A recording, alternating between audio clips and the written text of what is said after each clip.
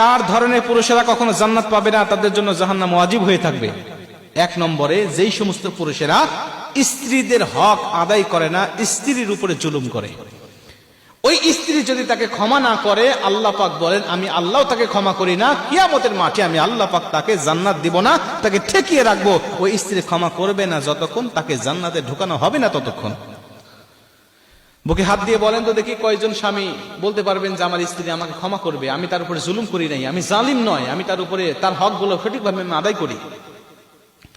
আজকে 22টা বছর, 18টা বছর, 20টা বছর একটা মেয়ে বাবার সংসারে থাকে, যে বাবা এতটা প্রিয়তার ছিল, প্রত্যেকটা বাবার কাছে এক একটা মেয়ে মানে হলো রাজকন্যা। মেয়ে হোক কালো, কিন্তু একটা বাবার কাছে মেয়ে হলো রাজকন্যা। কথা বলেন ঠিক কিনা?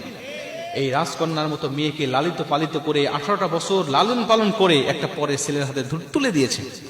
মেয়েটাও মা বাবাকে পর করে অন্য একটা ছেলে